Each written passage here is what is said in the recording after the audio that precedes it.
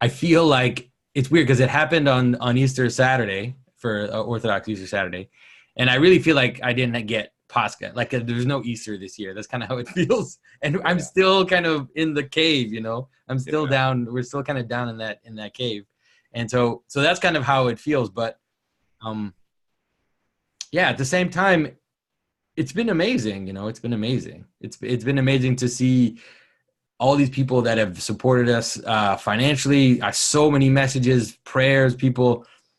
You know, it's just been that's been just astounding for me.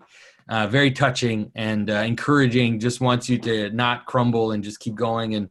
And so, and I'm not a very practical person, which is one of my, like Really? because I'm a carver, they think that I'm a practical guy, but but no, I can carve the most precise little miniature, but if I cut the board for my carving, I'll make half an inch mistake. Like that's how it is for me. So now, like, going back, I was just there yesterday and then a few days ago, stripping more stuff from my workshop, putting up fans and then decontaminating with all these chemicals and stuff. It's just so counter nature to me. It's good for me, but I really have to kick myself to get to something like that. Now, is it settled that you can move back into that area? And We have a catch-22 situation. It's that we actually probably have to go back, because what happens is the law that was passed a few years ago was that if you're flooded and it's a floodable area, like it's a lake that floods your house, yeah. and if you have the government will not let you rebuild, or if you accept a certain amount to rebuild, then if it floods again, they won't give you anything. So they'll give you an amount. It's like a set amount. It ends up being maximum 250,000 Canadian, and you leave. That's it. You demolish your house, you're gone. Right. But because there's so many people flooded, and because it was a dike, they made us into an exception. So they've said, although it will be considered floodable area, although all of this is true, we're giving you the right to still go back and rebuild. And you have to do it fast, because in 6 months, then you won't be allowed to rebuild the way that you've rebuilt. Wow. And so, which means that now we had our kids in the basement, and so they'll be in a floodable area. Like, it'll be considered floodable from now on. It's like we were living in an imaginary world. So we don't want to put our kids back in the basement, but now we can't leave. We have to go back. And we have a very small house, and 2 of the rooms were in the basement, and we have 3 kids.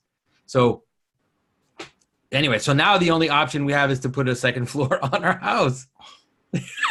Because we have to go back, and we can't sell. No one's going to want to buy that house for at least 5-6 years. Right.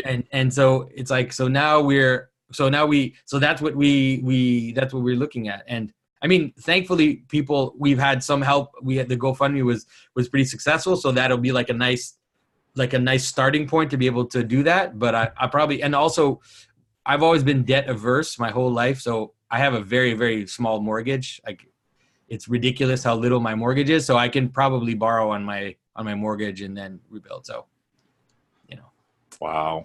Yeah. But it's even the dislocation, these things work in us in weird ways. And so yeah, I continue to pray for you and your family. Thank you. I keep telling people, though, this is not the first time we were evacuated. We've been evacuated several times. But not the same. This is more like our kids are older, and we also have to deal with their emotional thing. Before that, it was like us. We had to deal with it, and we had some very, very small kids. They didn't know what was going on. It's like they were just on this trip traveling or whatever. Right. But now we can see our little youngest daughter, who just breaks out crying because she misses her house, and I realized, she's actually never lived anywhere else. Yeah. I've lived many places. I've lived all over the map, but she's never lived anywhere else. So her attachment to that house is way deeper than mine. Yeah. Yeah. So that's been something that I've discovered, which has been touching, but also kind of, okay, so I need to take this seriously. Like, I can't just also I can't just treat this house like it's just an object. I realize, Right. oh, so there's history here. I need to also consider that with my kids, at least deal with it, talk to them, and no matter what happens, but we're telling them that house that we lived in is gone. I mean, although we're probably going to go back there, it's not going to be that house. It's going to be something else. It's going to have to. So For a child, that is a whole different thing than it is for you and your wife. yeah, for sure. Yeah. So, but that's life in this world, and yeah, exactly. That will be something for your kids that, and this will be a major event for your children in their lives. It'll be something that they'll always think about, and it will reshape them as they grow up. This will be something that for good and for ill, both usually. And luckily we have, we take the time to sit together and talk about it and explore, and so I think the kids feel like they're part of the discussion at least. So, yeah. But it's so weird. It's like when you're going through that, and then you look around and you see, I mean, I look at Jordan, what Jordan's going through, and it's crazy, and so you think, okay, life, you always have to remember that, like Jordan always says, no matter how bad it is, it could always get worse. Yeah. So you really have to approach things in a different way. So, and Jordan has been, it's crazy. I mean, right in the midst of, him being at the hospital every day and everything, he'd write me little notes and say, how are you doing? How's your family doing? And I'm like, Jordan, you don't have to write me. You've got your own thing to deal with. It's okay. Anyways, yeah. I had sent him a note and just expressing my concern and telling him that I was praying for him, and he wrote back, and I just, you don't have to write me back. It's okay. He's a very caring individual, and that comes through, and how many of the times when he breaks down, when he talks about people coming up to him expressing what gratitude, what he's done for them. So. Yeah. But it's a number of years ago when I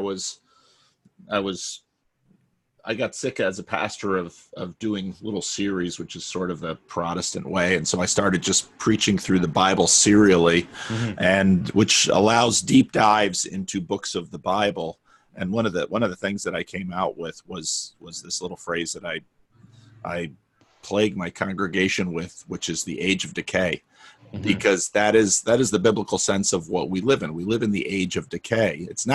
That isn't reality, but it's the age we live in. It's the governing paradigm we live within, and that's a deeply troubling thing for us. That houses go, relationships go, things we build go, and so it's. And it comes to all of us. None of us get out of this world alive. That's right. Exactly. So how about you? How are things? How's your I keep being astounded at how many videos you're able to put up. And and now what's great is I can actually watch the videos of the people that I know, which is intense. So I saw you talk to Sevilla, and then you talked to Jean-Philippe, who's been part of my little inner group that we meet every month, and we talk for about an hour, just a small group of us, like the top patrons. And we have this little seminar going. And I was really happy that you talked to him, because I really feel like he's very perceptive and very sharp. So that was good. He was so much fun to talk to. No, it's been, I mean, the last year and a half since I started the videos, it's been crazy, but it's been terrific ministry. We just had a meetup last night. I've had a whole bunch of meetups and stuff lately, so my throat's a little worn out, I guess. But we had, so Benjamin Boyce was in town yesterday. Yeah, you wrote and told me that Benjamin came. So how did that go? That went great. We had fun. We recorded some video yesterday afternoon. Took him out for dinner with my wife. And so we got to meet my wife, and then we had a meetup at church, 2 meetups, 2 days in a row, which just because of scheduling, and just, it's so funny because we have these meetups, and most of the people who come are atheists, but they're as surprised as I am that here they are sitting in church, and, God, they're not as dismissive of the whole thing anymore. don't believe, but they're just kind of curious about the whole thing. And one atheist last night, it was after the meeting. So we have the regular meeting and then the after meeting, and people kind of break up in 2s and 3s and 4s, and conversations continue. And he looked around, he says, you're starting a new church here. I said, well, it's not really a church right now, but yeah, you got all these young men. And so it's been phenomenal. And the individual conversations I've had with people, I kind of paused them for a few weeks because I've got vacation coming and I have to kind of catch up with some things. My goodness, I imagine. But I don't want to stop them, and I don't really want to regulate them in terms of me picking who I talk to, because the individuals that find me and share their story with me, that's been transformative for me. This whole journey has been just phenomenal. So we've been starting new meetup groups, and when Jordan kind of hit his peak, a lot of meetup groups started. A lot of those have kind of fizzled. Yeah. But my group continues to grow, and it's growing now mostly with people inviting their friends to the meetup. And so now I've got some of my pastors in the Bay Area. I'm kind of pushing them to, you should do this. And so we had another church that started a new one, and they had 20 people in their first night. And the pastor has some good skills. He's the right guy for it. And I think this will go. So it's been great. Yeah. But at some point, maybe the name of the meetups will have to evolve. Yeah. Right? It could be find some other, because like you said, Jordan kind of exploded. Now he reached his peak. Then obviously for a while, at least until something else happens, it's going to fade. I mean, maybe not, who knows? Like you keep thinking that he's reached the top of what he can agree, but he can keep going. But at some point, it's gonna, like you said, it's going to fade like a normal wave, like any wave. And so to keep the momentum going, I'm sure there are ways to rename and to rebrand the meetings, because now this whole discussion that's going on, it's pretty interesting to see John Vervaeke come in and you and myself, and then there's people like Sevilla, who's extremely intelligent and very perceptive. And so I'm seeing these people kind of pop up, and I'm thinking, Benjamin Boyce is part of that as well. And there's other peripheral people that are probably worth kind of bringing in and getting into the discussion. But I think that fostering this type of discussion at this level, that could be a good path for the future in terms of people continuing the discussion, even as Jordan kind of, moves on to something else or whatever it is that he decides to do. It would be great for the discussion to continue. I've thought a lot about that. What are we going to name these groups? And at this point, at least still Jordan's name brings people, it's weird. It brings people together with the right disposition to have a conversation. Yeah.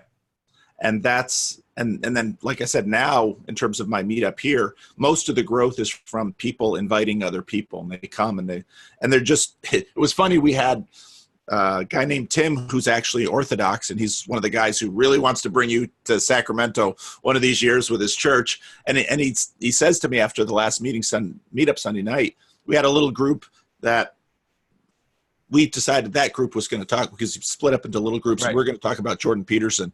And he's like, I've been here 4 times, and this is the first time we've talked about Jordan Peterson. That's hilarious.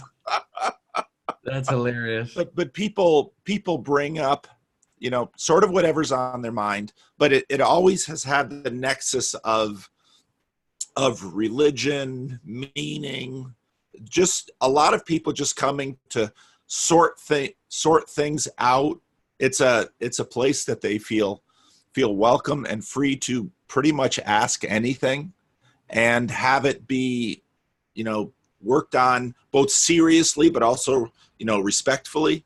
So it's for me, I've always, there's this place in the New Testament, and I think it was in Corinthians, when the Apostle Paul rents out this hall of Tyrannus, and just a few verses, and basically you have the sense of the Apostle Paul renting out this hall, and people coming from miles around to talk with him and discuss with him, and you have a sense of kind of a Mars Hill thing where people are debating the philosophies of the day, not debating, but discussing in terms of their own personal lives. I've always dreamed to have that the church would be a place like that where people could come in and talk through their stuff. Yeah. Wow. There's your dream come true right there. It is. It really is. And, it's just crazy to me that, well, here's this, Canadian psychologist who would have a fit about pronouns, and somewhere along the line that would start something like that. It's incredible.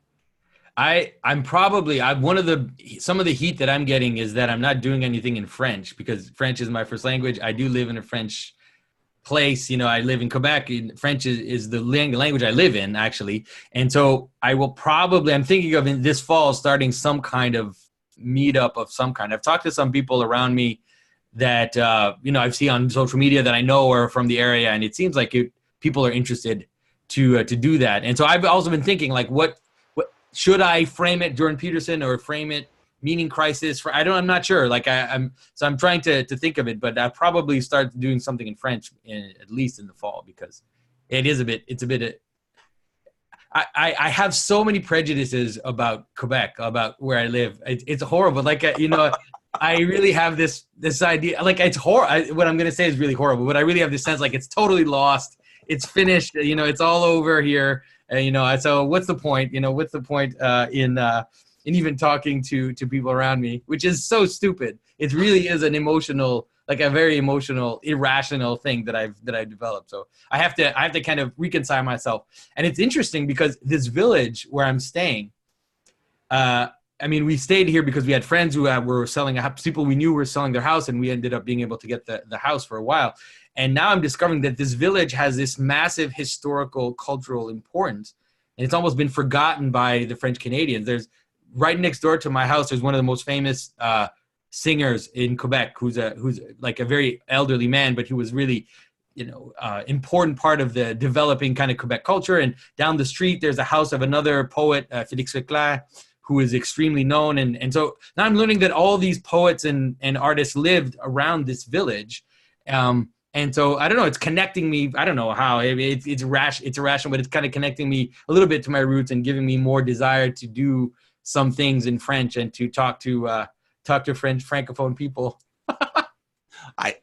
It's the providence of God. Yeah. That's how, I tell people, people, Americans like to imagine that God is somehow this, as C.S. Lewis said, this benevolent grandfather. It's like, oh no, God, when he wants to do something, he can play rough, and he can flood your house. He can, I'm curious how much of this crisis that Jordan sort of, the man in the moment kind of found each other. How much of this is really tied to the English-speaking world? And so for then the French-speaking world, how will this be different? I'm really curious. I'm really curious too, because for sure there's something very English-speaking about Jordan, this whole intellectual dark web thing, this whole Enlightenment, David Hume thinking. It's just very English. This idea of the individual, the way that Jordan frames the individual, it's very, very English. And so I am also curious to see how it's going to, at least, I don't know, how this question is going to be asked in French circles. For sure, the people that have been coming to me now, just recently, I've had people kind of coming to me, and now maybe I might even be going to France and doing some things in Europe. It's been mostly the symbolism part that they've been interested in, and kind of recovering a coherent worldview and recovering a kind of symbolic approach to life. So that's been, but the Jordan Peterson stuff, I haven't met a lot of French speaking people who have been interested in it. So I don't know if it doesn't totally connect. There's something about it. I don't know. Yeah. Strange. There've been a fair number of Dutchmen. When Jordan went to the Netherlands, he had a fairly good sized audience, but the Netherlands, they're such a small country and their English is so good that they seem to tend to follow the English culture quite a bit. Yeah, I've had a lot of Swedes write me, a lot of people from Sweden. And so it seems like, yeah, in the northern parts for sure, Jordan is having an impact. So I don't know. Yeah, I mean, it's funny because in his 12 rules for life, he didn't come to Montreal. And I think CAA did their homework. Like the CAA probably did their homework, and they realized that it just wasn't the place. Like he wouldn't be able to draw the type of crowd that he can draw in Toronto and in other Canadian cities. That's what I think. Maybe not. I hope it's not secret French hostility. I know Montreal or I know Quebec and the rest of Canada have a very special. We have some disagreements. Yeah, some disagreements. But he lived for a while in Montreal. He did. McGill is his. That's his alma mater. That's where he did his first degree. So he's attached to Montreal. So I was surprised why he didn't come to do the 12 rules for life. But I'll have to ask him one day. So where do you think this meaning crisis conversation is going, Jonathan? I'm excited to see. I'm definitely excited to see, and it's really pushing me also to talk about things, frame them differently, and I'm realizing that's really interesting. And I think it's the same for you, where certain questions that are perennial that you've been asking or that you've been talking about, but all of a sudden, because there's this discussion, you get the people of Rebel Wisdom, and you have John Vervaeke, and then you have other people talking about the more spiritual part of it, you could say, or the deeper questions. You have people like Ben Shapiro and Jordan who are having these discussions as well. So I think that it's forcing us to reframe the way we're talking about it so that we can come to actually discuss. And so, I always tell people, even the word consciousness, that's not, the church fathers don't use the word consciousness. But I think it's a perfectly appropriate word to use because we all know what it means. When you use the word soul, no one knows what that word means anymore. It's ruined, And So I think that to me, the consciousness question is going to be the one I think that's going to be the most interesting to kind of get to. And the problem of consciousness, the problem of how the relationship between consciousness and existing within a narrative, I think that's the key. That's the key that's going to unlock a lot of problems.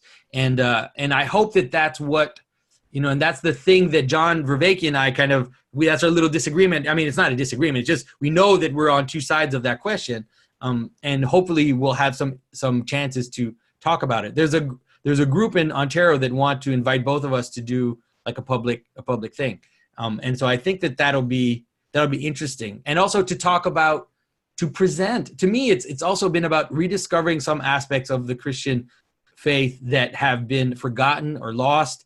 That's why I have chosen certain writers or certain saints to talk about in order to bring out the more cosmic aspect, the aspect which is related to transformation, to mystical experience, something akin to consciousness, although like I said, they don't use that word. I think that's the key too. The Saint Ephrem, Saint Maximus, Saint Gregory of Nyssa, there's some writers that really give us a perspective on these questions that we're having today, and they've been a little bit sidelined because people had other issues that were concerning them. But now it seems like it's right in there. It's right in the fray. So, I had so many fruitful questions come from interactions with quote unquote regular people. I had a woman in my Sunday school class ask me Sunday, she said, I just heard a preacher that said, forgiving yourself is not in the Bible.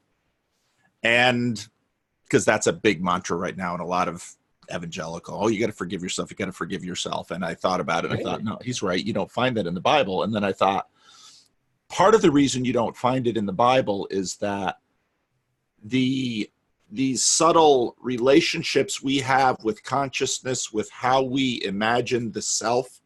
I mean, some of these things have continued to change, and we don't notice the changes until, something comes up and it's like, well, look at this. It's like, oh. And I think you're right, that the focus on consciousness might be a substitute for the meetup title for a Jordan Peterson thing.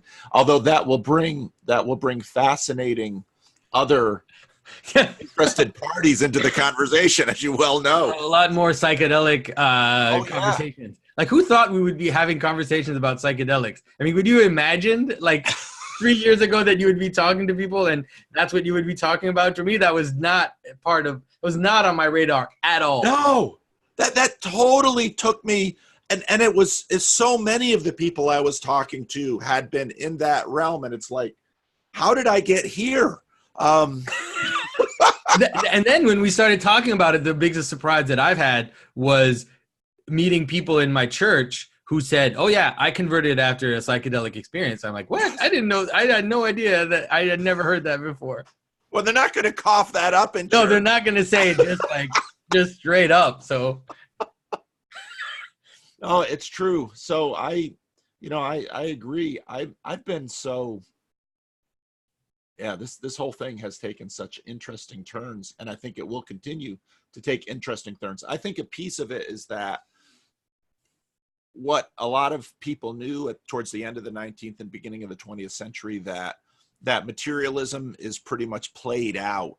These things take a long time to kind of filter through a culture, and I think we're getting to that point now that more and more people will look at someone like Sam Harris and the kinds of ideas he's promoting and just say, it's yeah. And and it's interesting because we had a last, the new atheist wave was like this last caricatural resurgence of that movement. It was a lot shallower than, someone like Nietzsche or the hardcore, these kind of philosophical atheists that you find in the end of the 19th century. And so you have this kind of caricatural moment where everybody is somewhat seduced by it. All these people, they went all the way into that. At least Harris talks about consciousness, and it's talking about a little bit about first person experience. But people like Dawkins, for example, completely oblivious to any of that, ignores completely the fact that he's a person in space who has an experience. That's not even. It's like he's abstracted himself from the world and thinks that he's looking at it through this objective scientific lens. And so I think that as that caricature comes to its end, then it's an opportunity. Like it ends up being a great opportunity because suddenly, and you see it, I'm sure you've seen it too. You see people, you see it in their eyes that they've understood that secret. It's almost like a magic thing that was just veiled in front of them. They couldn't see it. They just couldn't understand what was significant about that. And then all of a sudden, it's like, oh yeah, wait a minute. What do I do with consciousness? Like, even if I try to encompass it back into the scientific system, then it creates very strange things because it's like, okay, so I'm, how does it can't just be this thing atop that we ignore, pretend that it's just, we take it for granted. All of a sudden it has to be dealt with. And so that's been to me the most fascinating thing, is to watch people understand that. And so then it's like, okay, now you have that, you've had that glimpse, you've had that awakening moment. Okay, now let's take you step by step. I'm going to take you step by step and show you what that means. What it means in terms of what a story is, what it means in terms of what a frame for reality is, what it means in terms of necessity of hierarchy. All these things are going to come back in. Yeah. Right? And then I'm going to show you in the Christian story why things are the way they are. Like, why is it that we talk about things the way we do? Because that's the normal world, right? The normal world is the world in which the first thing that you encounter is this conscious experience of being, and then on top of that you can add, the rationalization. You can add this analytic mode. It's fine, but that's not the first. It's never the first thing.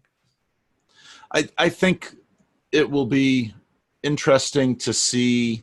I think there's a crisis in Protestantism that, and you see this in some ways in the renewed interest to the more sacramental liturgical traditions.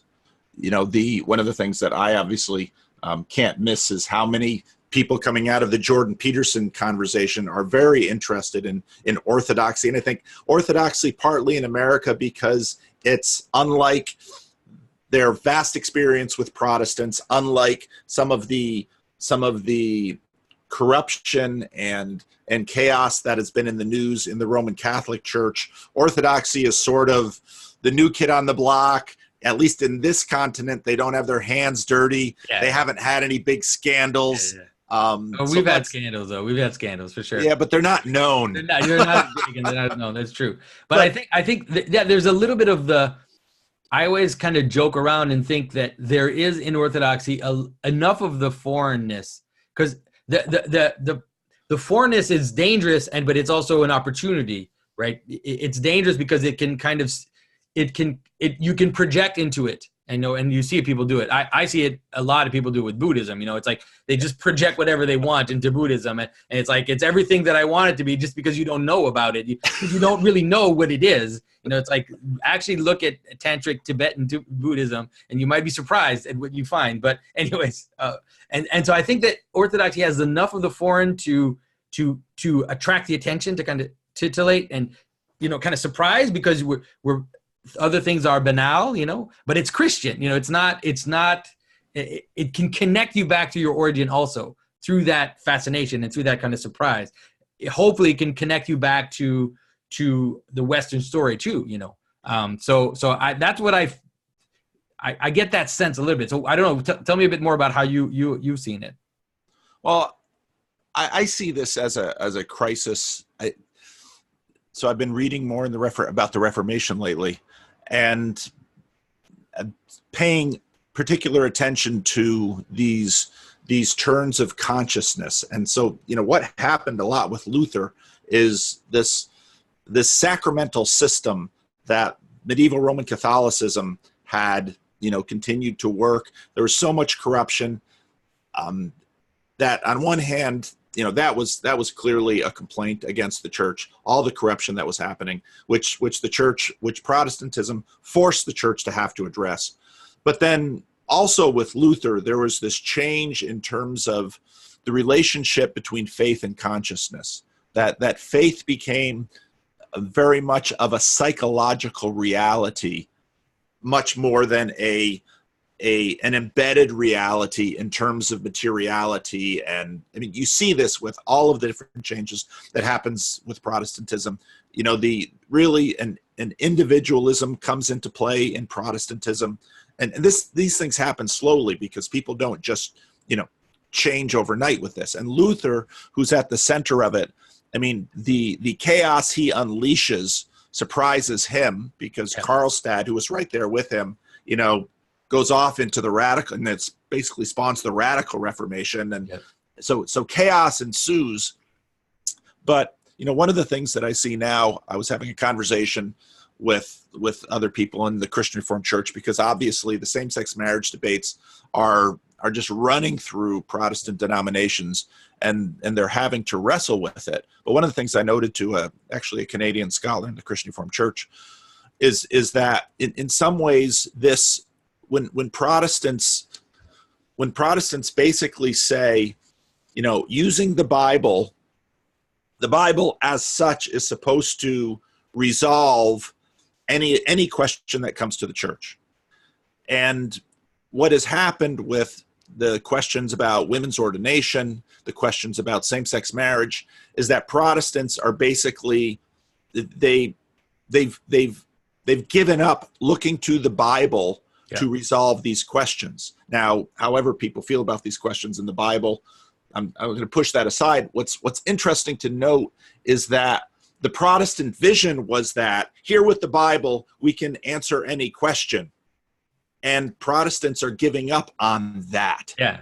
And so then you have to ask, well, what of Protestantism? And they're kind of in this point where it doesn't seem they can go back to Catholicism.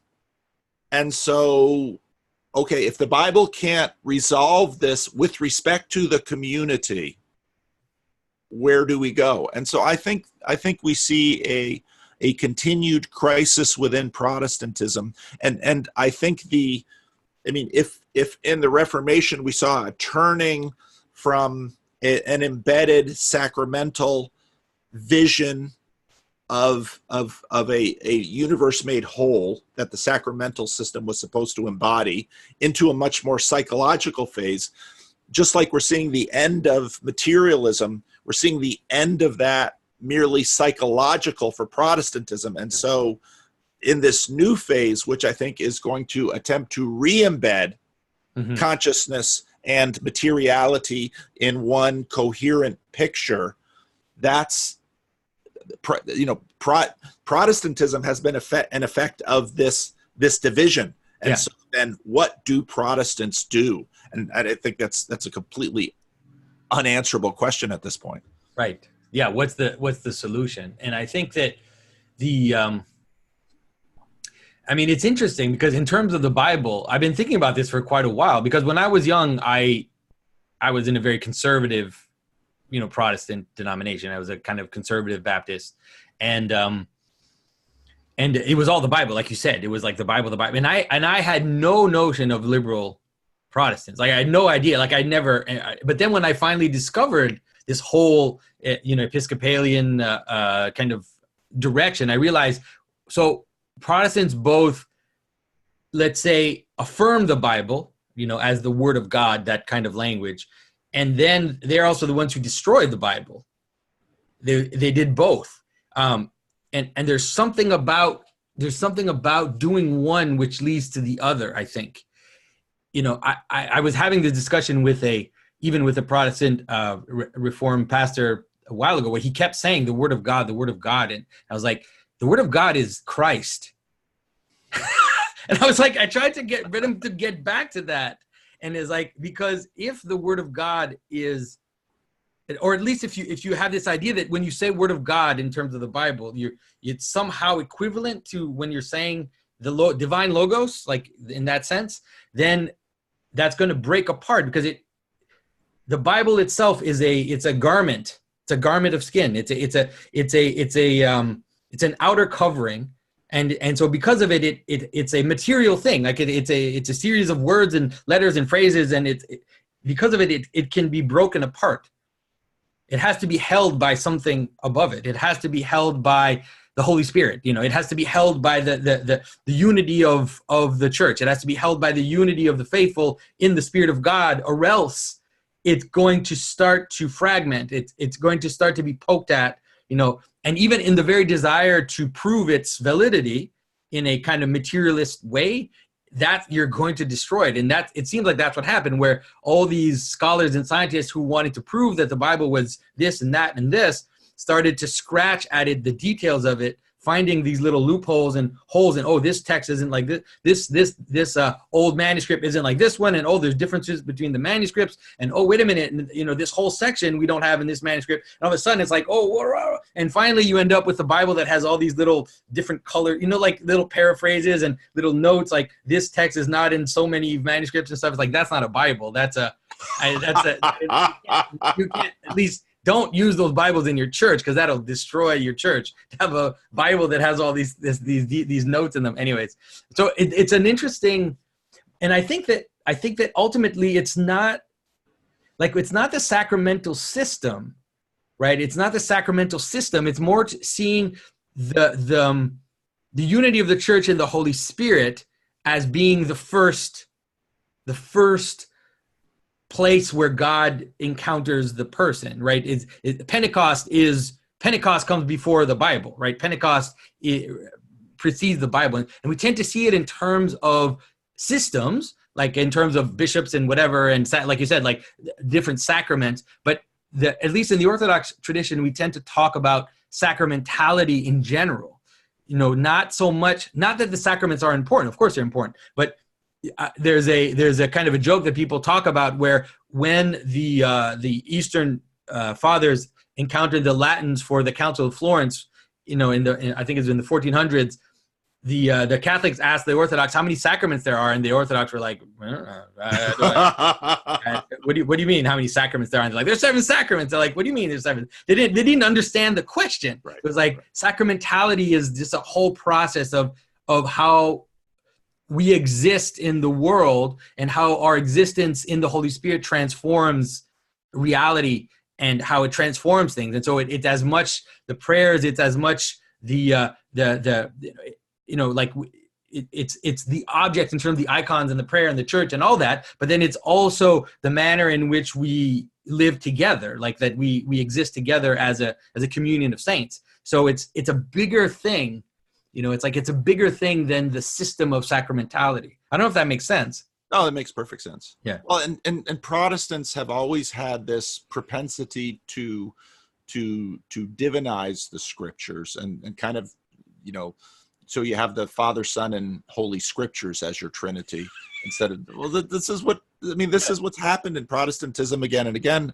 And I think part of it was in the West, in a sense, so quite clearly in the Reformation, Scripture replaces the seven sacraments, and the Bible itself becomes the only sacrament. And you see that in the in both what happens to baptism, which right away you have a big fight over baptism because the understanding of what baptism is and how it functions divides in the Protestant church, and then with the Eucharist, like in a similar way, it splits. And so you have Calvin with his real presence, who's trying to maintain some sense of sacrament, and you have the Zwinglian tradition that says, well, it's sort of a symbol, it's a sign, but it's nothing really happens. And so again, you see that it's just bound up with these deep assumptions that theological language attempts to express and philosophical language attempts to explain. But then the way the Bible then gets handled, one of the things that I noted when I was in seminary, even in the 80s, was that for a long time in the West, the church wanted to make theology a science, okay? A science in the new sense of the term science, not scientia. Medieval sense, Right, a science, and then the Bible then was, just like for a chemist, chemicals would be the thing that the chemist works on. Yeah. For a theologian, the Bible is the thing that we take apart. Yeah. And all of this had its, a lot of it had its beginnings in Erasmus, when Erasmus of Rotterdam comes and looks at the Vulgate, looks at Jerome's Vulgate, and begins to more and more Greek texts are around. And so he begins to look at, well, why is this? And there's this whole movement that's saying, no, the Holy Spirit inspired Jerome to write the Vulgate as such. And see, right there, you have the beginning of of this the thing. King James, I remember people telling me that the King James Version is inspired, like it's inspired by God. Well, that's exactly right. And so you see this happen again and again in the West. They're approaching the Bible. Now I think what's going to be interesting is, so when John Vervaeke and I spoke, we had a conversation last week, so when I listened, so it was very interesting listening to Sevilla, because she's talking about Vervaeke and you, and I'm kind of watching this and saying, wow, she's seen some things in between the two of you, and this question of return. And I, when I think about what's next, I don't know where Protestants have in some ways, ever since the Reformation, been to work off your current situation. They've in a sense been homeless in some ways. And so they've been kept trying to establish homes. And they're going to build their own homes in typical Protestant fashion. Nobody else got this right except us and our little group. So I don't know what this new turning that we're seeing now will mean for Protestants. If clearly many are going back to, but in some senses. I had one colleague say to me, if the East and Rome ever make up, I'm in. Yeah. And so in a sense, the great schism then comes into play in that I don't know if I can go back to Rome or the East, Yeah. because they can't get their act together. Yeah, for sure. That is definitely, I don't see it. To be honest, in the eschaton, is the only way to see it. But I want to come back to the sacramentality question. My question to you is, let's say now with this kind of new perspective on consciousness and on patterns, let's say on patterning, and how how it's inevitable that there's patterning in our human engagement, patterning in the way we frame the world, frame our narratives, all of that. If I would say something like that there's a hint of sacramentality in a handshake, like, could you see that could then be in a hierarchy of sacramentality, Yes. which would lead to communion, which would lead to the Eucharist as, let's say, the anchor of the world, something like that, or the anchor of the church. But then that also then filters down and it helps us also then to understand how we are constantly engaging in symbolic, in the sense of condensing, right? In symbolic actions amongst each other, but then also when we frame our own story, our own narrative, we're acting in this kind of symbolic way, and all of that has a ultimately sacramental process. Yes.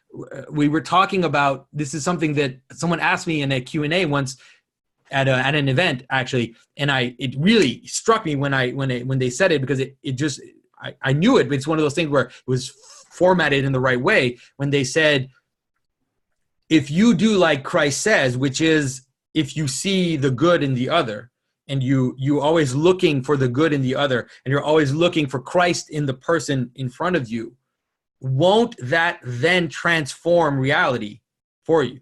Won't that actually make it, if you participate in that and you let yourself go and you actually don't look at people's faults, those faults in a certain manner will be diminished. They'll be lower in the hierarchy of attention, you could say. And in the hierarchy of attention, as you're engaging with others, the world will actually become more glorious. It will fill up with light. And you see that because you see people who, everything they look at, they always look at the negative. They always see the negative thing, no matter what it is, because it's always there. It's inevitably there. It just depends on how you structure it in that kind of hierarchy of attention. So to me, explaining it that way, to me, is a way to say, this is what sacramentality is about.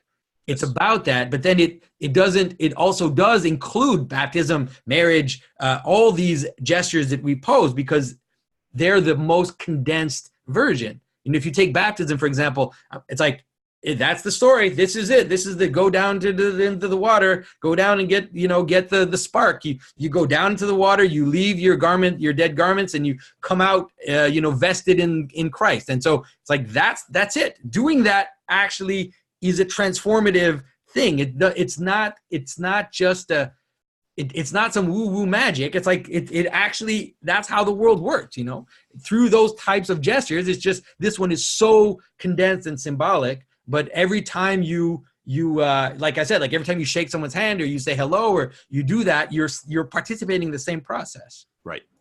And actually, the conversation I had with Benjamin Boyce yesterday very much touched on. He has the recording, so I don't know when it'll come out. Okay. But this is exactly where we went, because he's working on his own journey, and so he picks at you and me and Vervaeke at that end of it, as opposed to the two other themes that he works on in his channel. And he asked, well, where can we? So when I listen to people like Benjamin and many, many other people I talk to, they always focus on, well, where can I find this experience? And what they're sort of saying is that they're imagining that this experience is going to be something akin to, again, a psychedelic trip. And that somehow in this special experience, that's somehow where I will meet God. And so I gave him the Isaiah passage where Isaiah is in the temple and the seraphim are there, and they cry out, "Holy, holy, holy is the Lord God Almighty. The whole earth is full of his glory." And I said, you will encounter God. You walk into Yosemite Valley and everyone's like, "Oh, well, there's his glory." And I said, even after a meetup, we finish our 2 hours and then we take our little picture, and I do that to kind of break the group out of the table. And then they all break down, and I stand in the church and I watch clusters of 2, 3, or 4 people having clearly meaningful conversation. I say, well, I see his glory there. And in fact, I think I love the way you phrased it, because it is sacramentality. We see him all over the place, and it's in a handshake. It's in the child. It's in my encounters with the homeless. It's not a separate, here I'm going to go into a trance or take a psychedelic drug, and in this special little place, that's where I see God, because he's not everywhere else. No, he is and this is where I get, you mentioned we should talk about God 1 and God 2. God 1 is the whole earth is full of his glory. There's you keep bumping into him, not just when when chemicals are rushing, illuminating your brain and you're in some ecstatic state. You bump into him with the embrace of your wife, with, and even that, I'm elevating it too far, with sitting down for a meal, and all throughout. And so this is part of what I think this is a function of the question of consciousness and materiality. And that we have said, well, spirituality is this unique set of things over here. Yeah. And no, not just when you're on a psychedelic, or not just when you're in a service and sort of flushed with the majesty and the beauty, or if you're Pentecostal, when the Holy Spirit descends on you. Not just those places, but that then triggers people in terms of the pantheist conversation, because when they hear that, then they say, well, God is everything. And like, no, that's not it either. Yeah. And well, why can't you just tell me? Well, I don't know. Yeah, like you said, the idea that the earth is full of his glory, I think that's it. Like, that's the way to see it, that the glory of God fills, upholds, is the secret behind everything. It's the thing that's hidden in the world, and if you, with the right eye, you can encounter it.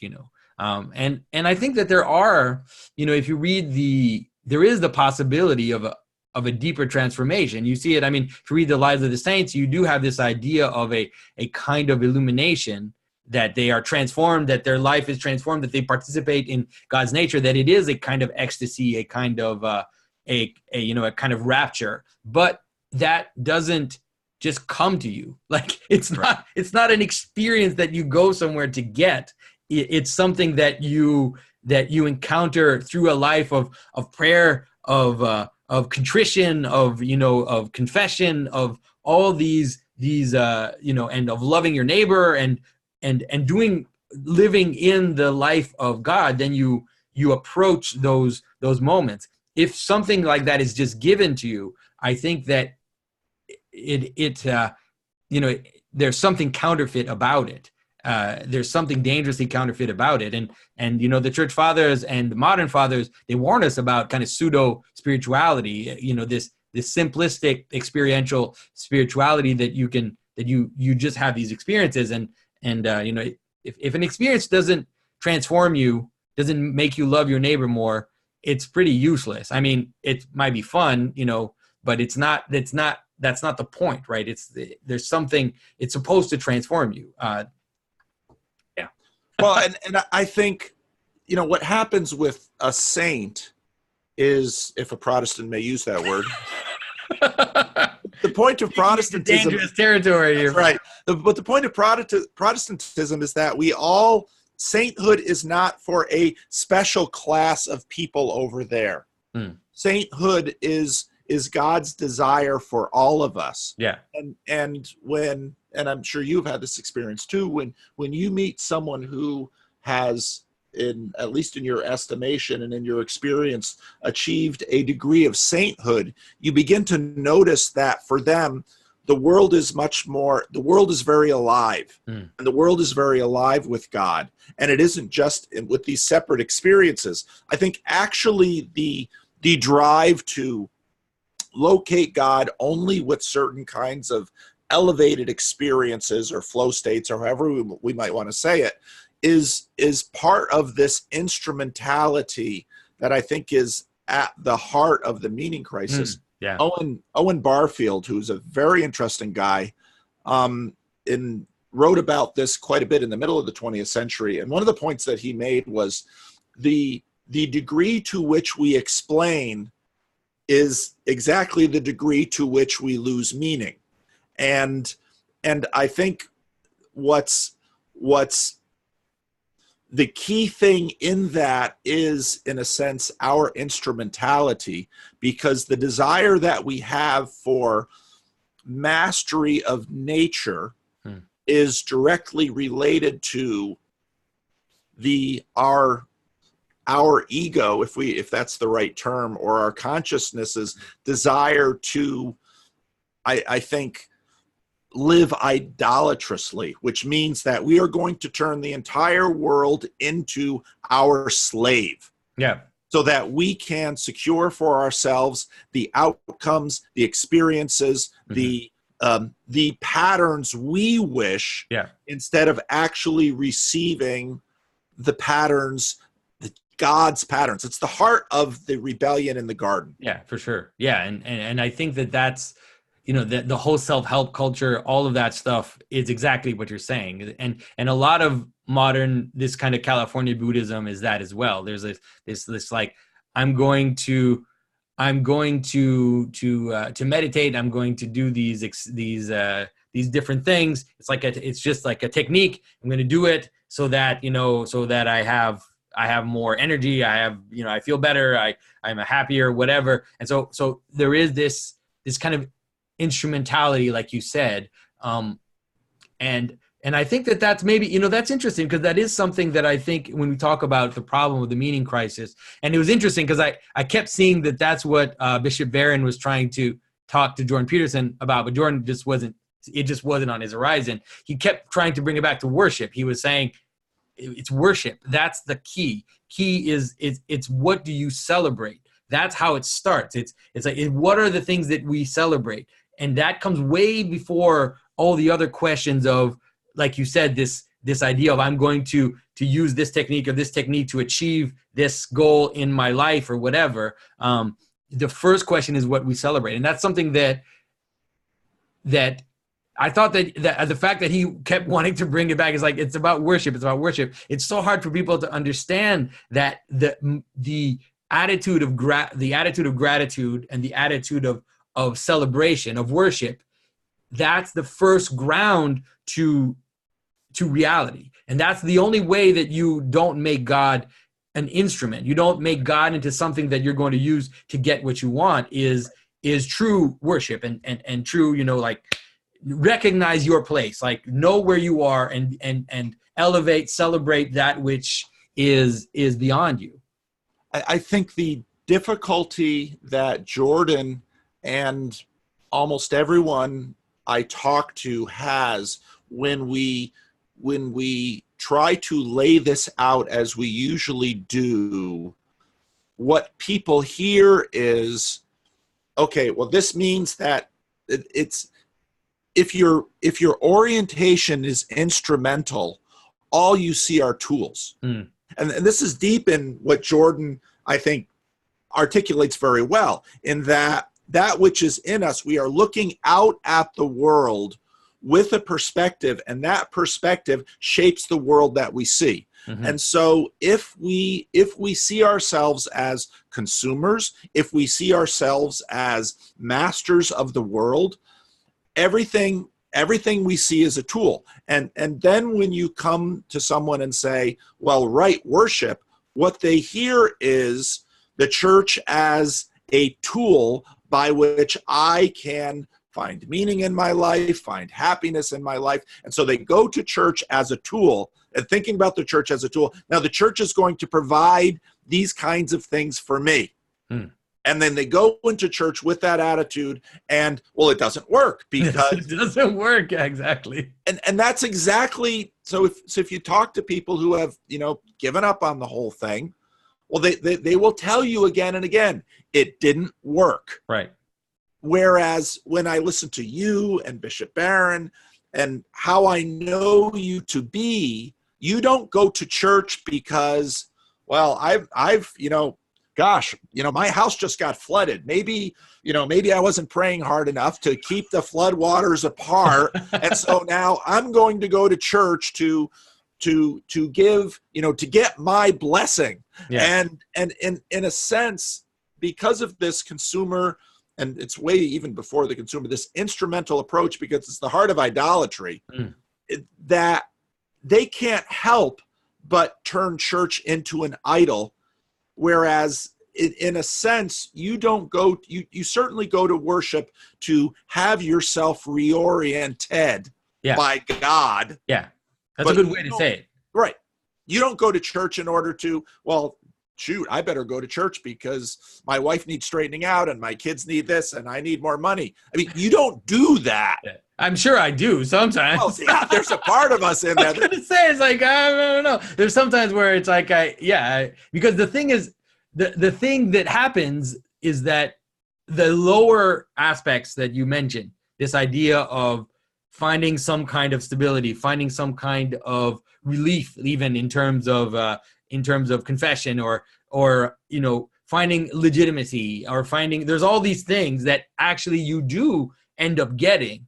But like you said, it's that, but you'll only get them if you don't look for them, if you don't look for that. And that's true about so many things in life, right? It's true about so many things. Like, it's like, if you go into a friendship only thinking about what it's going to give you, then you're going to get a lot less out of that friendship than if you go into a friendship with a kind of open desire to connect with someone and to have a communion with a human person. Then the gratitude, the lower aspects, you're actually going to get way more, and Christ always says that all the time. He's like, don't worry about the things of this world.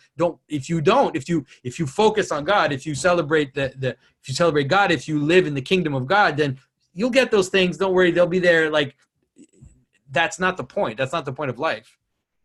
Well, and I think what happens in the Enlightenment is we're so impressed with our success at being intentional scientific consumers that we have been able to achieve electricity, levees, flood insurance, air conditioning. We have been so impressed by this. But Jesus says, if you gain the whole world but lose your psyche, I mean, I think what Jesus is saying right there is basically he's saying, here's the meaning crisis for you. You've made an exchange. Yeah, exactly. You are living comfortable consumer lives with air conditioning and all of these things, but you've lost your soul. Yeah, and it's fascinating to hear people wonder, and you hear people, it's like, why is it that we have all these great material things, but our society, the social fabric is eroding? I don't understand. It's like, wait a minute, didn't Jesus tell you? Hasn't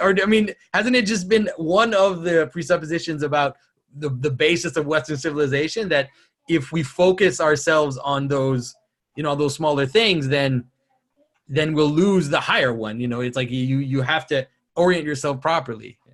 Well, and I think for both of us, we had experiences earlier in our life of going and living with very poor communities. And one of the things that would happen is North Americans would come to the Dominican Republic and they would meet the Haitians and the Dominicans, sort of like, touring, going on safari with, we're going to experience some Haitians. And one of the things that the Americans come through and say, they're so happy. Now, first of all, they're polite and they're hospitable, so they're not gonna, here's a stranger, let me tell you about all the troubles I have in life. No, they're people with social skills, so they don't do that. But I think that experience that wealthy North Americans have of, they're so happy, is How can a person be happy living in desperate poverty in, with none of the material success, comfort, or security that we prioritize so highly? How can they live without that and actually live normal human lives? Yeah. No, I agree. I wanted to look, because we wanted to talk about God 1 and God 2, so I want to try to get to that before we kind of run out of breath. So maybe, because I think that maybe I'm over interpreting your God 1 and God 2, because to me, like, the way that I see it is that they're the same. Like, to me, they're and I think you think they're the same too. Yes. But I think that maybe, to me, I don't see them as being opposed or as being distinct. To me, one flows out of the other, in the sense that when you talk about God number 2 flows out of God number 1, Yes. right? And you could say something like the manner in which the infinite encounters the particular, right, is going to will necessarily look like will. It will be will. There is no other way for the infinite to encounter the particular. And so that's going to, and it's going to be adjusted. It's going to be an answer to a specific. It's not going to just be the infinite, right? It's going to be an encounter, and therefore it's going to be an answer to a prayer. It's going to be it's going to be something which seems to shift things in a way that you might not understand. It's going to be something that's going to open up things, provide opportunities.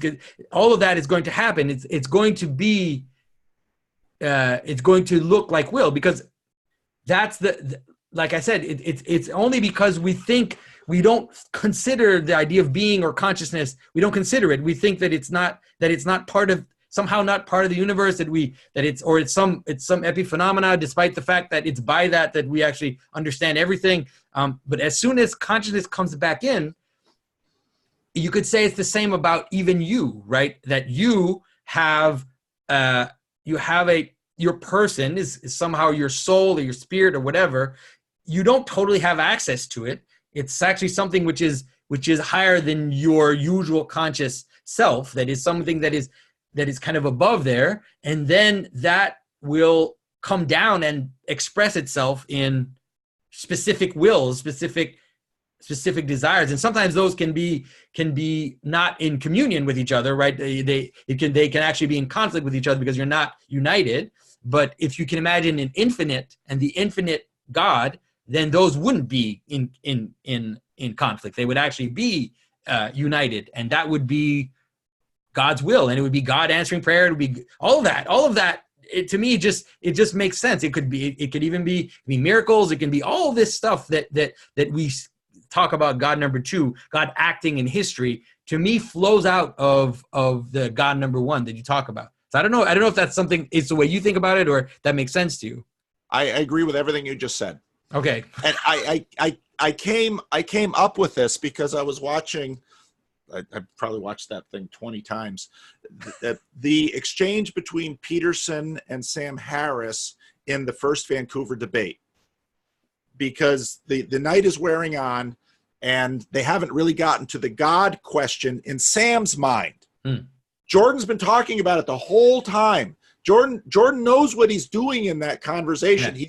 He's putting together an argument, and he keeps trying to build something, and Sam is sort of keeps kicking it over with all of the usual tropes that Sam brings to these debates. Yeah.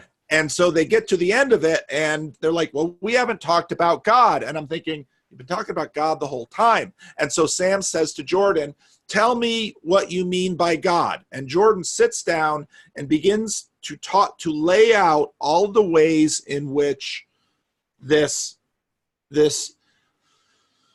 impersonal filter and the assumptions that we have, which are necessary to function psychologically, to break down a world which is far too large for our little brains to hold together and the ramifications of that for daily life. So Peterson has this, he sits down with his computer, he opens it up, says, I'm going to read these because they're so complicated, and he starts reading through them. And Sam then interrupts him and says, no, that's not God. And no, that's not what God means. And I'm thinking, well, Sam doesn't know any history, and he doesn't know any theology, and he doesn't have any understanding of holy, holy, holy, and the whole world is full of his glory. Yeah. And so and that I think is helpful, because so in the West, and Bishop Barron and Peterson talked about this too, that God sort of gets fragmented, especially in the Protestant Reformation, and kind of blows apart.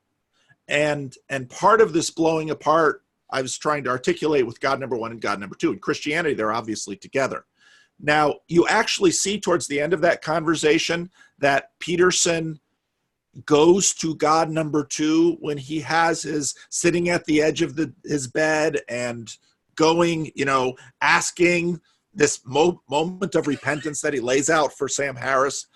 But this is, in a sense, what happens in the West is when God number one and God number two kind of get pulled apart, and this happens in providential deism, where we say, well, nature is, and even when we use this word nature, nature is this thing that's separated from God, and this gets so complicated, but especially because the word nature right was completely flipped around. Like That's the way right. we use the word nature today is the opposite of the way that it was used, traditionally. It's hilarious. Exactly. Yeah. And so nature, so that's another thing I began paying attention to. Every time someone says nature, I think, what do they mean by that word?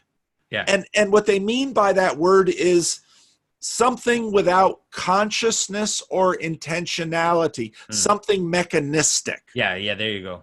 That is what nature, someone dies of natural causes as opposed to a murder. Yeah. No conscious agent willfully interfered with what we imagine to be a mechanistic playing out of the world, where there is, and only when you have that kind of view, then suddenly you can split God up and send him away. But what Jordan, in a sense, does with his God number one is he says, okay, let's give Darwin his due and say we don't need a God to make the world. But in a sense, what Jordan is saying, and I think in a deep way, is you can't have psychology without God. Well, what kind of God? Well, this God number one. But you're exactly right in that and I think this is why we see people who, and it's not conscious for them, but people are listening to Jordan, and Jordan is smuggling God into the conversation. And that is leading people to God number two, because you can't help it. Yeah, I remember that moment in one of the Sam Harris talks where Jordan mentions this idea. He said, if you ask something, you'll get an answer. And Sam says, yeah, I've done that. It works. And it's like, but that's not God. It's like, what? Where am I? Like, what world? Where am I? Like, you ask, and there's an answer, and therefore there's a will. There's a something presents itself to you as a formed response. You participate in that, just like you participate in your relationship, with the infinite. Obviously, it's going to manifest itself in a way that is appropriate to your frame. That's the whole idea. And so I was like, I just thought that was the strangest moment when he said, basically, it's like Sam Harris saying that he prays and he gets answers, but he doesn't like God. It's like, okay, let's just find another word if that's all that's bothering. It's just the word that's bothering you. Let's just get rid of the word, maybe. But that is the heart of our rebellion. Yeah. That is in a sense Adam and Eve saying, Satan suggests, well, God doesn't have your best interest at heart. What that's saying is God isn't love and doesn't love you. And therefore, when I listen to people and I think what really is at heart of the motivation to banish God from the world. Even the psalmist, no ancient person would say there is no God, because that was just silly. What they say is God is absent, doesn't see, doesn't care, won't hold me accountable. That's what the fool says. The fool, the psalmist says in his heart. And so what I find when I listen to it, and this even comes to the complaint about Calvinism, which I hear often because I, say I'm a Calvinist, which is, what gives God the right to make decisions about me? And I hear that and I think, that's just nuts. Because tell me how you are how most of you is the product of your choices. It's so naive. Yeah. You didn't choose when you were born, to whom you were born. You didn't choose the genetic makeup you have. Most of your life, you don't choose. Mm-hmm. But to say, well, God somehow thinks he has the right to make decisions about my life. It's like, well, that's kind of thinking toddlers have. God, it's because you think that God is a guy that's like you. What is that horrible song like that God's coming back home on the bus or something? Like these horrible ideas about God as just and it really comes with this whole this whole weird multi-dimensional idea. This whole idea, this horrible idea, Alex Jones types idea, where this idea that the spiritual world is like another world, like it's like another dimension, and God is like in another dimension. It's like as if God is a being, and people have lost the whole idea of principality, the whole idea of hierarchies of beings. It's all gone. It's all level, Right. And so they don't imagine angels as principalities. They imagine angels as just beings that are there in space, but you can't see them. And maybe you could see them, and then they could chat with you. It's like that drives me insane. And so I think that when I hear people talk about God that way, I keep getting angry, because it's like you're taking the lowest version of God that, like, the most uneducated person believes in, and you're arguing against that. And it's like, I don't know who you're arguing against. At least it's not me. At least it's not any of the church fathers or any of the classical theists. It's Jerry Falwell. That's horrible. I shouldn't say that. Let's bleep that out. Anyway, some is just like kind of. Anyways. Well, but so when I was talking to Benjamin Boyce yesterday, I was saying, if you look at the 10 Commandments and you look at the commandment God gives, which this commandment alone should make people stop and say, there is something special about the Bible and this whole thing, Judaism that leads to Christianity, because when God commands, you may not make an image of me from anything that I have created.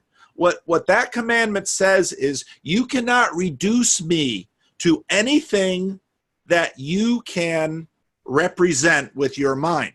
Now, this puts us in a problem, because in order to relate to God, we need representations. And Jesus comes along and says, Father. And I thought, when Nathan Jacobs had a conversation with Hank Hanegraaff, I thought Nathan Jacobs laid that out well in terms of how the fathers talked about Father, Son, and that relationality. In other words, we need representations in order to relate. And so Jesus gives us one. Here's Father.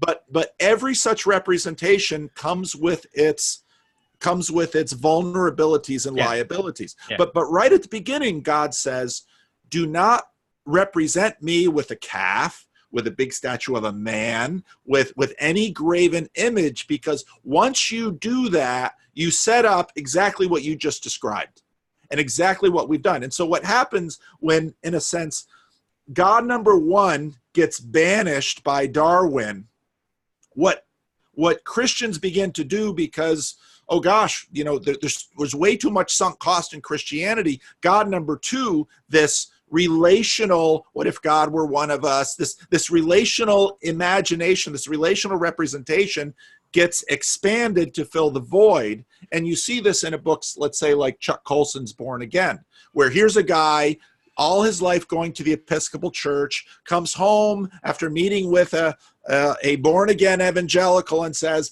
I'm a Christian. And his wife says, why have we been going to this Episcopal Church forever? I mean, what was that about? No, I know Jesus. I have a personal relationship with Jesus. Yeah. And so it's, in a sense, God number 2 expands to make up for the God number 1 that Nietzsche declares has been killed. Mm-hmm. And so, obviously I don't believe that there is this division in God, but in terms of our representations of God, this is, I think, is something that has happened in the West, and this helps us understand why Jordan Peterson lays this stuff out. Sam Harris says, oh no, that's not God who would complain about, masturbation or what you do with your body. And then they go into this interesting conversation where Jordan basically says, and I'm thinking about doing a video on this, Jordan acts as if God number 2 is real. And the reason and I think you laid out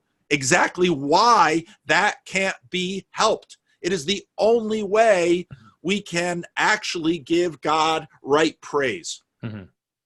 So that's for me, why the language of God number 1 and God number 2, I think was helpful for explaining some of what has been happening. Understanding the where these discussions aren't connecting, like where they're not. And I think you're right, and I totally agree. And I think that because of people like Sam Harris and the preponderance of, let's say, evangelical discourse in North America, I think that in a way that's probably why also that I've talked more about the infinite aspect of God, and this kind of this idea that like the earth is full of his glory, that type of representation. But I also think it's absolutely inevitable that will then become will, like it will become will, and will become all these things that you kind of associate with God number 2. This idea that God can reveal something to you, that you can have, that God can help you, can redirect you, that God can, all this stuff is, to me, is an inevitable consequence of God number 1, but also inevitable consequence of re-understanding the world through consciousness, re-understanding the world through, the supremacy of consciousness, like the fact that the filter, all of that is inevitable, so. Right. And this is exactly what we've seen happening. And this is exactly why the celebrity atheists are just completely wrong about what happens when people give up their organized religion. And I always use this commercial that was on a few years ago from, I call her Verizon Lisa, because it's this Verizon commercial where this woman walks in front of a Verizon store and the universe told me, Lisa, you need a new smartphone. And by the way, your hair looks good today. And this is exactly what happens with people. They say, I can't believe in God. And so now they're not going to use God, but they're going to use universe. Universe. I know, that is the most hilarious thing. It's like the universe spoke to me. It's like, dude, the universe doesn't speak. Okay, things that speak, we call them beings. We give them names. We don't use a object description for things that speak. That just doesn't make any sense. It's like my hat spoke to me. Like, your hat doesn't speak. The universe doesn't speak. But people. I mean, and that's, I know, it's hilarious. Yeah, but that is exactly who we are, and that's exactly why the vision of. And Peterson gets at this with Matt Dillahunty when they start talking about his lawnmower, and Peterson knows this. The difficult thing is, and here's the problem, and C.S. Lewis nails this when he talks about pantheism, because C.S. Lewis says, what happens when you play, basically when you pray into the void and the void speaks back, and you realize, well, what if this isn't, a figment of my imagination? Mm-hmm. Well, we know we have active imaginations and we project as much as we for sure. But, and this is Lewis's point, what if you decide that, well, maybe universe has designs on you that you haven't been that you haven't been asked to consent to. That in fact, Yeah.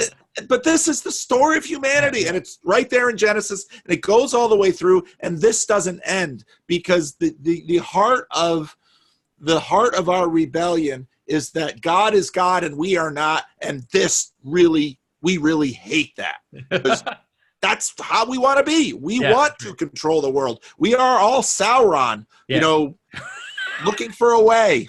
Yeah. And it's interesting. Like my wife is amazing. I admire, because she's able, when someone says the universe, and they'll say the universe, I asked the universe, whatever. She doesn't flinch at all. She just, it's like in her mind, she just replaces universe with God, and then she totally engaged with the person. I have this like little glitch where I'm like, oh, don't. Like, that doesn't mean anything. It's not how can you say, I think I had this discussion with David Fuller when he asked me about the universe, and I said, the universe, the fact that you can say that the universe is one, that you can use the word universe, that you can say all, just that, that is pointing to you to something, my friend. It's pointing you to the notion that you can unify all of manifestation. And so there's something that pops up above it. Like it just happens, universe. How can you say that? There's something above it, inevitably. Well, and I think, for me, both you and Jordan have been extremely helpful for helping me recognize the indispensability of hierarchies. Because we all, again, once Benjamin releases the conversation we had, and he talked about the social justice thing and how, certain people are saying they're creating kind of a little island of privilege, in that what I am oppressed, instead of I think therefore I am oppressed therefore I am, or I am black therefore I am. Yeah. And what they have to do is establish one little space that they won't deconstruct. And it's like, well, there you go. There's your idol right there. Yeah. And the way, gosh, you guys have, I always keep this dollar bill on my thing to look at the little pyramid with the separation of, because here's the thing. Once you violate that third commandment and make the thing that cannot be deconstructed into the top of your hierarchy, you have now created a hierarchy that cannot stand. Yeah. And you're right. And it will fragment and it will splinter inevitably. Yeah. Yeah. And you cannot actually have a community around it, because, well, I am black. Well, that means everyone who is not black can't be part of your hierarchy. Yeah. And you're going to have a supremacist structure. And I think just recognizing hierarchy is fundamental in this. Yeah. But then you get into the fact that what happens with Christ, and I realized this a number of years ago when I was going carefully through the Gospel of Luke, is Christianity is this amazingly subtle working through of equal and hierarchical. It's just back and forth. And you see Jesus. So when Rebellism actually came to Living Stones, which was hierarchically a mind-blowing experience, that a British film crew would come to this church. And the one thing that Ali noted in my sermon that kind of caught his attention was, you see this with Christ, because he's at the top of the hierarchy, and he says, well, I'm at the bottom. I'm the servant of all. Yeah. That's why I say Christ is not at the top of the hierarchy. It's not the right way. It is the right way to see it, but you also have to say that Christ fills the hierarchy. That's what he does. He's actually the entire hierarchy. So it is right to say that he's at the center, he's at the top. All of that is fine, but you need to really understand that he fills it up. He goes to the bottom too. I mean, the descent to Hades, the crucifixion, all of that is jamming the entire world into one. Crucifixion is insane. It's like jamming the entire world into one event, where the top and the bottom completely meet, where the mockery of Christ declaring him the king is an actual declaration of kingship, where it's like all of it smashed together. The story of the crucifixion is, it drives you insane if you think about it too much. But I wanted to get to this idea that you said, because I think that's one of the things that, like, for example, Jonathan Haidt gets wrong, is that he's understood circumambulation. He's understood this basic pattern, but he thinks that you can just put anything there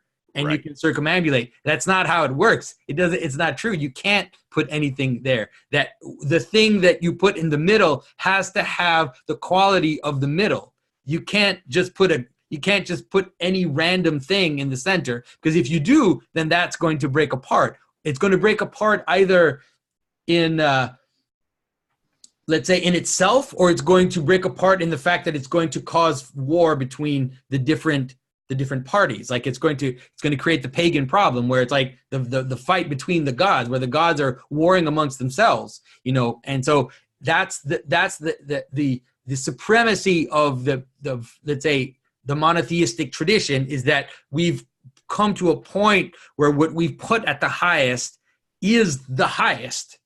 Right? It's like we've said, okay, so this, that, it's like, okay, so these gods, and then wait, no, the God is the highest, is the origin of all. The God is the infinite, is the thing by which all things exist. And so it's not the God of war or the God of this or the God of that. No, we've brought it all into the thing by which everything exists. So it's like we're circumambulating the highest thing by its very definition, right? And that's why I always get annoyed when people like Sam Harris and them say, you're an atheist, all the believers are atheists, they're just atheists towards other gods. It's like you're being dishonest in comparing, Mars with the absolute, with the absolute transcendent God. Those two things are not the same. We're not talking about the same thing. And so I think that's maybe one of the problems with. But I mean, it's great that secular atheists have understood at least that circumambulation is the manner in which the world exists. They've kind of seen it, but they still have this flat way of looking at it. One of the best illustrations of that I've come across recently is, who Scott Alexander is, Star Slate Codex. He has a blog. He's a psychiatrist on the East Coast. He writes pseudonymously, and he wrote a piece recently. Rod Dreher picked it up as well. It was called "Gay Rights," RITES, are civil rights, RITES. He was in Guatemala and noticed their Easter pageantry, and he compared that with kind of traditional American civil religious 4th of July parades to the Pride Parade in San Francisco. And he was making the point, exactly as Jonathan Haidt does, that what these parades are doing is functionally equivalent to Jonathan Haidt's circumambulation. But what he can't see is exactly the point that you just made, that which you elevate and celebrate in your parade is not just, well, we need a glue to hold society together. The glue matters. Yeah, it does. And there's a difference between a Paschal procession and a Pride carnival. And they appear in the very manifestation of the two. Like one looks like a carnival, one looks like a orderly procession of and so it's like you can just look at what they look like, and you can see that one is on the edge and one is actually turning around the middle. One is a clown, kind of. There's a difference between Mardi Gras and Easter. And yes, we're not able to tell the difference anymore. We think we think they're the same. Right. And I just want to say, Jonathan, I have learned so much from you. And your work, I think, is astoundingly valuable. When I first, I stumbled into this whole Jordan Peterson thing. Gosh, how did that happen? Well, it's God, of course, but then there's this Eastern Orthodox icon carver. And it's like, random, what? Just a random guy. And some of the first videos I listened to you, I'm just thinking, what is he talking about? But after a while, I began to say, oh wow, I have learned so much from you, and I'm deeply grateful and indebted to your work, because and so many of these things that you have illustrated, I think, so well, have helped me see a lot. And so if there are moments that you say, why am I making these darn videos? There are moments like that. Talking to these random strangers and asking me, I look at the kinds of questions you're asked in your question and answer videos sometimes, and it's like, oh gosh, I'm glad. Part of the reason I haven't started a question and answer thing is like, I hope they don't ask me the kinds of questions they asked Jonathan. I don't know if I could answer them. Yeah, my goodness.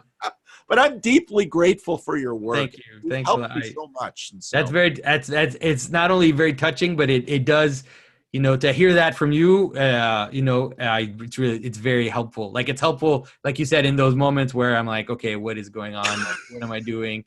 I'm a YouTuber. You know, I hear my kids tell their friends that their father's a YouTuber, and I'm like, oh man. My wife and oldest son actually have a phrase to try to make sure people don't watch my videos. They're like, well, so I hear your father's on YouTube. It's like, yeah, he does like 2-hour videos about religion and philosophy. And once people hear that, they're like, I'm never going to listen to that. I don't want you to listen to my dad. That's hilarious. Anyways, but I'm also really impressed. I think, like, I'm also impressed at the fact that you've been able to kind of reach out to just the everyday listener. I don't know how you do it. Like, the fact that you're able to have all these conversations with all these people that are watching your videos. It's like you're taking people on this like therapeutic reconnection, you know, taking their hand and kind of guiding them slowly towards God, towards the church, but in such a real therapeutic way. You know, it's pretty amazing. It's like, hopefully all of this, like this, whatever it is that we're doing, like, you know, whatever it is that we're doing is exactly right. Whole discussion, this weird thing that, you know, it's like, yeah. Anyways, I let's just say that I think both of you, I'm very grateful as well. Like, I'm grateful to see people come to you. And I hear people all the time, like they're like, I listen to Paul every day. And it's like, kind of like, yeah, they don't go to church yet, but it's like, Paul's my pastor. They'll say things like that, you know, but they don't go to church yet, but it's like, they kind of know that it's in their future. They kind of know it, but it's like, you know, I'll get there. But for now, you know, so I think that's awesome. I think that's great. Yeah. Oh, thank you. Well, I one of the talking, it takes a lot out of me because it's intensive listening that you have to do for people. I don't know. I wouldn't believe that it takes a lot out of you, because it's like, if you keep going like this, though. And this is, I mean, the crazy. So one of the guys in our meetup, you know, before Jordan came to Sacramento, he was ready to kind of kiss Jordan goodbye because he was kind of done with the whole thing. But they went to the VIP thing, and he and I had the same experience because he's a psychologist and I'm a pastor. We watched Jordan work that 160 line of VIPs who had paid to shake his hand and get their picture, and how he was able to maintain, you know, listening intensity with each person that came through that line. I know what it's like to work a line, and I can't imagine how he's able to do that. How he was able to do that on his book tour night after night. Yeah. That was phenomenal. I couldn't imagine it, because I love the conversation with randos, as they call themselves, because and here's the crazy thing about human beings. You know, they're image bearers of God. And every single person that comes to me, especially if they can just tell their story, and, you know, many of the stories I can't publish because they're too personal and it would involve parents or children or something like that. But it's a, like we said earlier, it's a holy thing that becomes holy ground where, you know, where they share the pain and the tragedies and the victories of common life. And I mean, God has been all over their lives, and they haven't recognized him sometimes or seen him. And as the great privilege of being a pastor is to steward those stories and hopefully allow others to see God through the stories of ordinary people. That's one of the things I learned from my father and his ministry, and I think he learned from his father and his ministry. So I have to figure out how to do that in a sustainable way. So. Wow. Well, anyways, it seems like you're succeeding in my perspective, because I couldn't, like, I think that so I think at least for sure the fact, and even if you tell me also, I didn't know that a lot of the videos you're not putting up, so it means that you're having even more conversations than the ones we're seeing. So that's pretty cool. I think that's great. But people are image bearers of God, and even if they're far from God or can't see God anywhere, God's glory is, their life is littered with God's glory, and God is working in the things that they don't see, and it is an amazing thing when they come to a place where, suddenly they came around a corner and, oh my goodness, there's God, and it's the C.S. Lewis pantheism quote. And okay, well, what do I do now? Yeah, that's exactly right. What do you do now? When you find the burning bush, do you run away? That's a reasonable thing. When you hear the voice that says, take off your shoes, you're on holy ground. Well, the best thing to do is obey. But we're messed up creatures. We're something. All right, Paul. I think this is the longest conversation we've had. I think we've got like almost 2 hours. So well, I didn't want to, with everything going on in your life, I didn't want to bother you with a conversation, but I so enjoy you, Jonathan. I love your laugh. You have this weird giggle that you get to a point and yeah. I always laugh in the worst. My problem is that I laugh in the worst possible places. I keep telling people, like, the reason why I did a video on laughter where I did a video, like, it's like the meaning of laughter or something, and I was pretty harsh on laughter. But I think it's also just trying to understand why I laugh when things get weird or when it gets so. So, anyways, look, I'm happy if it's enjoyable. Yeah. So. Anyway, thank you, Jonathan. I deeply appreciate this. And yeah, you recorded it, so whatever you want to do. Yes, I recorded it, and I think I missed like the very beginning because we started right away, and then it was like, oh wait, I need to record this. So I'll kind of see how I edit. Do you want to put it up on your channel as well? I'd love to. Sure. All right. So what I'll do is, I think we have a lot of people in common, but we do have some that aren't. So we should probably both post it. So I'll send you the link, and and so I think that'd be great. Okay, we can plan another future discussion, and hopefully at some point we'll speak at the same place.